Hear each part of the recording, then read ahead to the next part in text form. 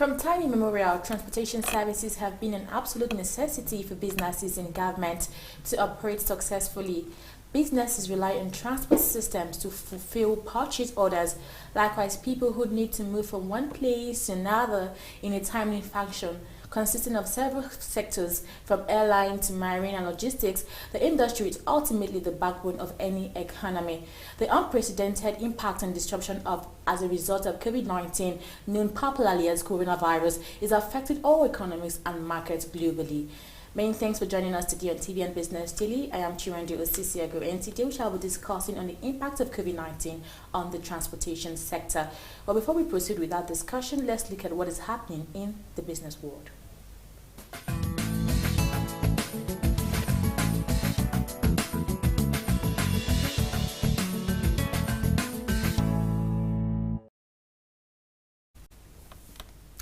The Central Bank of Nigeria said it is stimulating local production in the agriculture business to enhance growth and boost employment in the country. The Director of Development Finance Department, CBN Yola Yusuf, said the bank's funding of the Anchor Borrowers Program for the 2020 season was the highest since the inception of the program in 2015. Meanwhile, a global culinary product manufacturing firm, GB Food, said in a statement that it partnered with the CBN and some author recently to complete a 20 billion naira tomato processing factory in Kebbi State. It said so far it had created 1,000 jobs, including 500 farming jobs, 150 factory jobs, and 150 construction jobs, with 100 more to be created in the near future. The national electricity grid has collapsed 108 times after the power sector was privatized. Data from the Transmission Company of Nigeria have shown. The TCN, which manages the national grid, is still fully owned and operated by the government, while the TCN says the grid has a wheeling capacity of 8,100 megawatts. The highest power generation ever attained in the country stands at 5,375 megawatts. However, between November 1st, 2013 and May 2020, the number of total grid collapse recorded was 83, while the grid partially collapsed 25 times. The total system collapse means total blackouts nationwide, while partial system collapse is a failure of a section of the grid, according to the Nigerian Electricity Regulatory Commission. Investors in the nation's stock markets gained 15 billion naira on Monday as 18 firms recorded price appreciation at the end of trading. The Nigerian Stock Exchange All-Share Index and market capitalization rose by 0.12%. The market breadth, however, closed negative as 18 gainers emerged as against 29 losers. The All-Share Index grew by 233.6 basis points from 24,829.02 BPS last Friday to 24,858.89 on Monday, while market capitalization of equities increased to 12.97 trillion naira from 12.95 trillion naira. On the activities chart, the premier subsector dominated in volume with 46.72 million shares traded in 1,299 deals. The subsector was enhanced by the activities in the shares of FBN Holdings PLC and Zenith Bank PLC. Investors traded a total of 158.72 million shares in 3,940 deals on Monday. Nigerian businesses that have been impacted by the COVID-19 pandemic are asking government grants that will cater to about 50 to 70% of their workers' salaries for the next 4 months. The business leaders who shared their sentiments in a survey conducted by Nigerian Employers Consultative Association said temporary tax relief for 6 months would help them to recover from the damage done to their businesses. The finding of the survey released by NECA on Monday indicated that the hardest hit enterprises operate in agriculture, farming and fishery, aviation, textiles, leather and apparel industries. Others operate in real estate and logistics, hotel and manufacturing sector. This measure, according to about the 4,020 small and medium large enterprises surveyed, will help them to retain their jobs. And that's the business update on Television Nigerian. I am Chiwendi Osisiago. Let's take a quick break. We'll be back shortly. My name is Chiwendi Osisiago, presenter Television Nigerian Business Daily. In a globalizing world, ours is to keep you engaged, informed and educated on contemporary happenings in the business world. We therefore command a special audience of business-minded viewers who are eager to know more about business, I mean your business. Why don't you take advantage of our special affordable offer to let the world know about your concepts, your goods, and of course, your services? You can call us on 080-3071-69 3059 or 070-3234-9054. You can also visit us at Television Nigerian in Guzapi, Abuja, and follow us on all our social media handles on Facebook, YouTube, and of course on Twitter at Television Nigerian. Your business is our concern.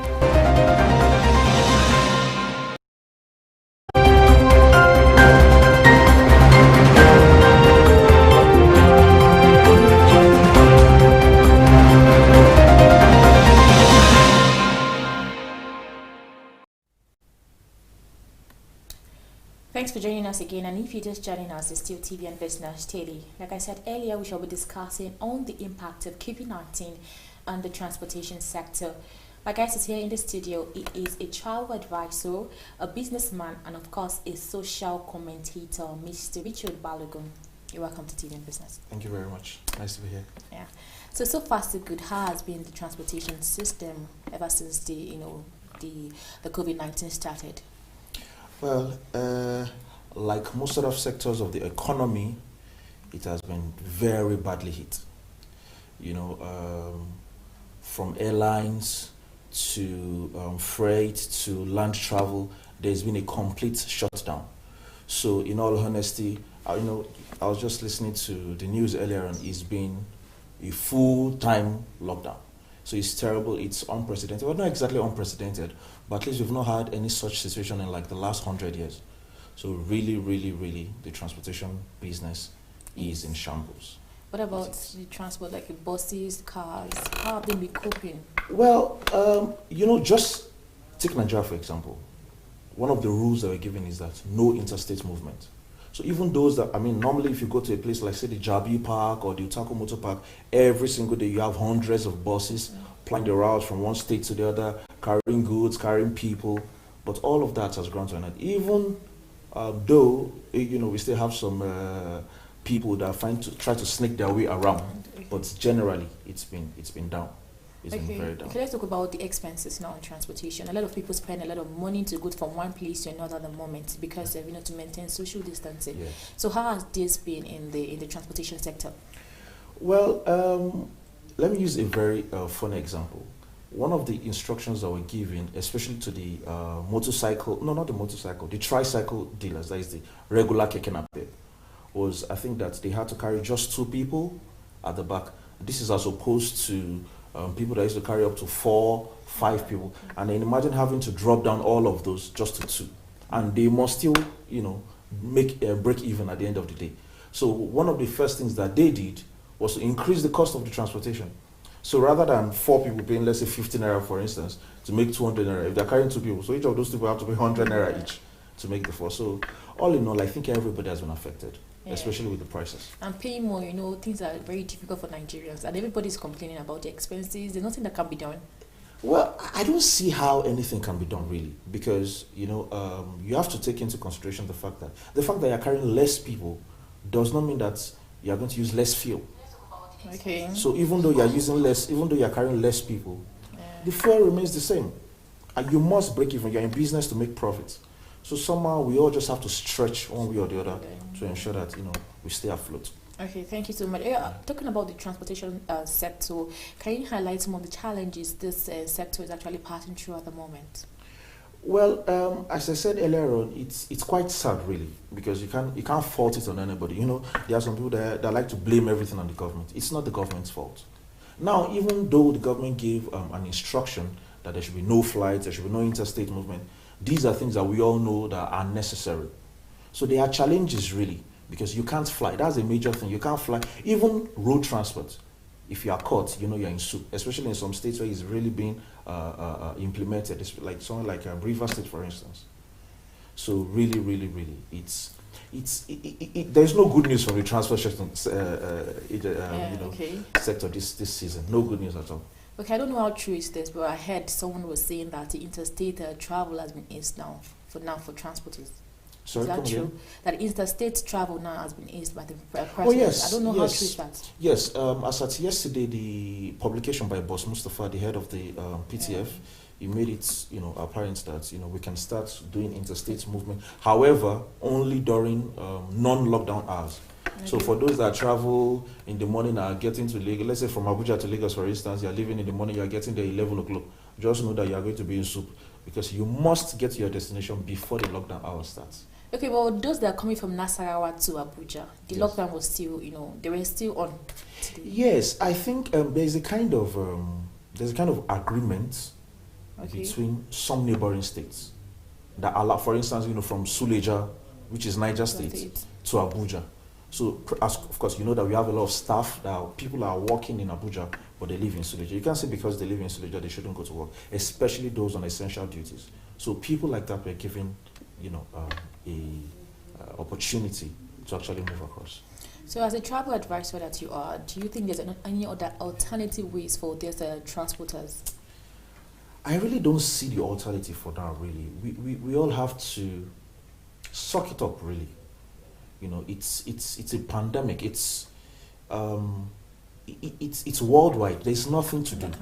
There's nothing, really. We just have to gradually, and I like the fact that, earlier on you mentioned how that some of these sectors have actually applied to the help us out. Maybe reduce our taxes or even forgo of the taxes just so that we can stay afloat. Because you can't clock people, you can't resume flight as normal, you can't resume transportation as normal. So one way or the other, we just have to look for a way to reduce the cost of the operations so that the operators don't run into mess. Okay, so generally now, what is the contribution of this sector to the economy? Talking about the GDP, the gross domestic product. Especially at a time like this, where oil prices have really, really plummeted, we look for funds from everywhere available.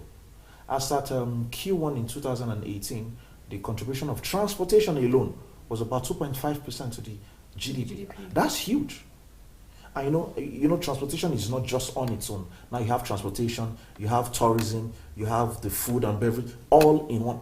Together they contribute about 34% to the GDP. So imagine losing all of that because of just one issue. So it's the transportation company, the transportation industry really is giving a lot back, and it's unfortunate that this has happened, but somehow we'll find a way to stay afloat. Yeah, definitely. Yeah. So let's bring the government into this now. What has been the role of the government ever since this pandemic started, even till date? Well, I must say, a lot of people, as I said earlier, feel that the government is not doing enough. But in all fairness, I think we were unprepared for this. And I really hope that going forward, we'll actually have things in place that are going to help us when something like this happens again.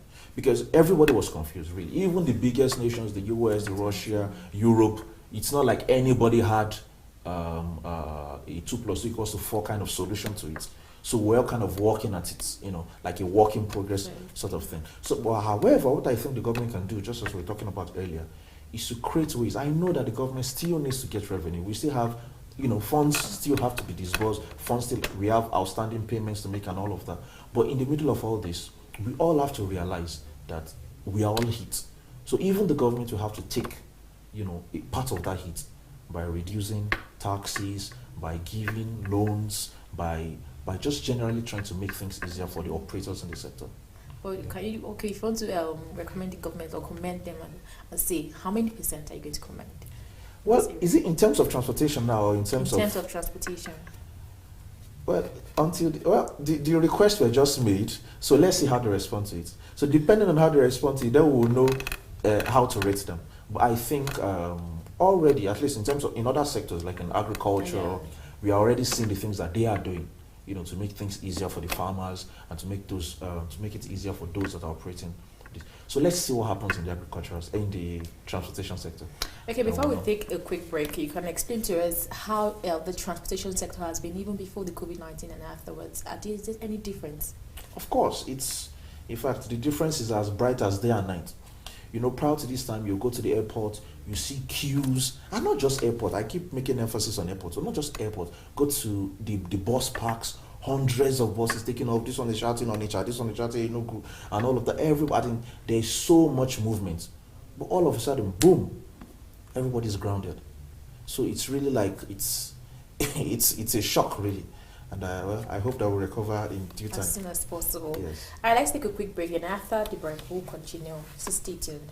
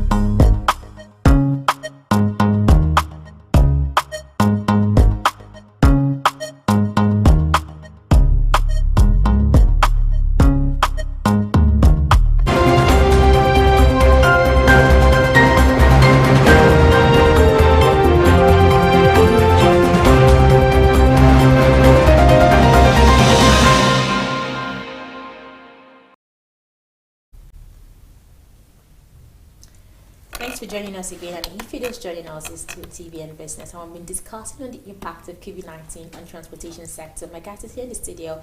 He is a travel advisor, a businessman, and a social commentator, Mr. Richard Balogun. Okay, my next question is that how do you think this transportation sector actually affected the businesses?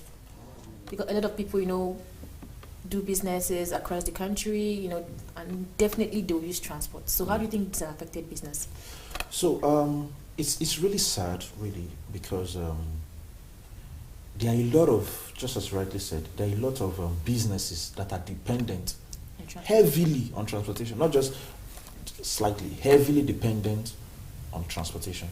Look at what is happening now. Now the prices of goods have gone up. So many people have lost their jobs. There has been massive retrenchment in the aviation business, not just aviation alone. And take note that when I'm talking about transportation, it's not just the transporters alone now. There are a lot of people whose livelihood is attached to the transport sector. We have those that, whatever you call them, even let's say those that are helping to load, offload, those that are selling at the parks. All of these people's livelihoods are all tied to the transportation sector in itself. So the plummeting of the transport sector, it's affecting everybody. So many livelihoods lost, families in pain. It really is very sad. But well, I end every comment with that. We are hoping that very, very soon, all of this lifts up, because in reality it's been really terrible. Okay, what about the airline sector right now? They are badly affected. I was saying to somebody, for some of these planes, this is the first time since they were made that they've spent this much time on the ground. In fact, even now that they've lifted the transportation, some of the bans, some people are unwilling to travel. They are afraid. They're like, this plane that have been parked for the past 3 months, are we sure that it's safe for us to fly in it? Because they've never experienced it before. So, I'm very, very sure that there is no airline that is going to allow their flights to take off without ensuring that the plane is good to go. So, but I feel bad. Okay. I feel really bad. I feel this is not the best time to be in the transportation business, really. Yes, so it's been bad. Thank you. Some transporters that usually carry passengers, but they are not adhering to the guidelines of the government to always use their face masks and maintain social distancing. If you go to some park, you see some people carrying 4 at the back, 2 at the front, and they're not actually. So what will you have to say to these people? I think it comes to not just the government regulation now, but even those that are heads of these organizations. For instance, the Road Transport Workers Association, the Keke Napep Association, the whatever it is, all of this. So there must be enforcement. So it's not just enough for the president to give an order or for the head of the PTF to give an order. There must be a strict enforcement. And I think I'm very happy. Like if you go around the FCT, you find out that they have mobile courts set up. So if you are caught, you just park on the road there, they charge you, and then immediately. It's not something that they postpone. But I think we need more of that, because it's it's an issue of life and death. So it's unfortunate that a lot of people still don't believe that there is such a thing as COVID-19, and they feel that it's all a scam and all. But the numbers don't lie. In Nigeria, we've had more than 500 deaths. So it's something that must be enforced. Yes. So what's the way forward now for Nigerians? There is no quick fix, unfortunately. There is no quick fix. We have to be resilient. We have to be ready to swallow some really bitter pills. I think one of the things that somebody said yesterday was if you're going for an international flight, now you have to be at the airport 5 hours ahead of your flight. 5 hours. Why? Yes, because now the processes to even board are very, very different. Imagine a flight that's supposed to carry 300 people, and you're supposed to screen them. Not just screen them, screening their bags to ensure that nobody is a threat on the airline. I imagine what is going to go on the airlines now. People cannot imagine, if you're flying economy, for instance, you are practically lapping the person next to you. But now you can't do that anymore. You have to maintain the social distance at all times, even during the flight. That means if I'm sitting here, probably the next 2-3 seats to me have to be empty. That will make it more expensive. Of course. Wow. It's going to make it more expensive. So I really do not know how it's all going to work out, but I'm sure in the next couple of months would see, because it doesn't. I don't know. It's a tight fix, but we must be ready to tough it out. I believe that with time, though, like everything else, the prevalence of this virus will reduce. People are going to, develop antibodies or something. I really do not have all the answers, but we have some really, really tough times ahead. All right, thank you. So what's your final take right now? To transporters especially. We have to understand that there is nobody to blame for everything that is going on.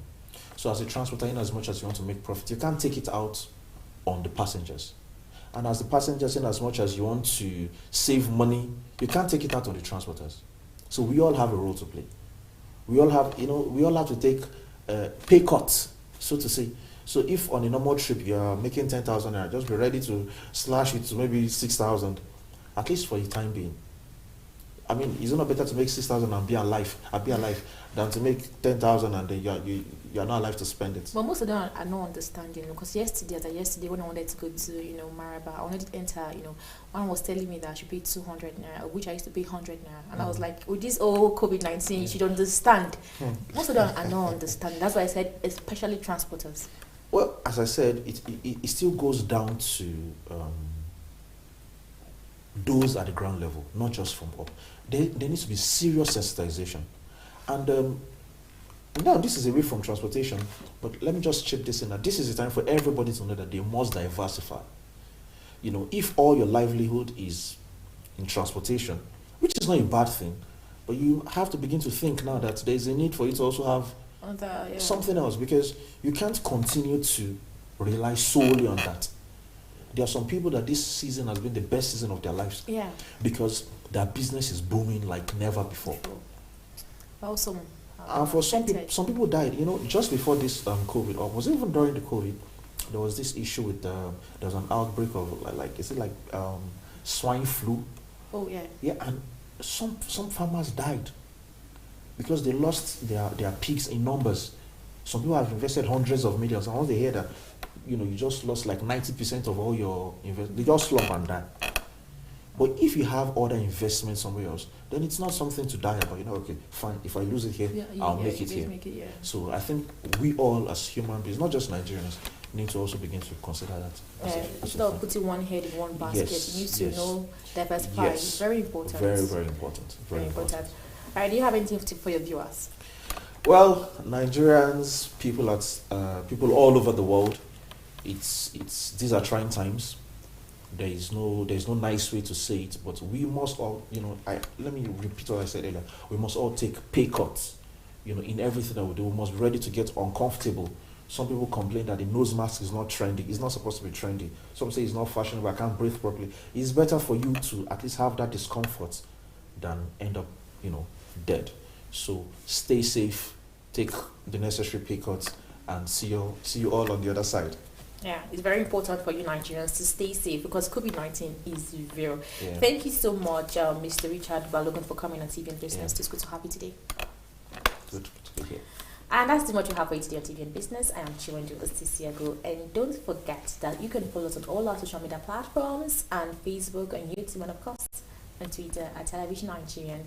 Do have a wonderful day. Bye for now.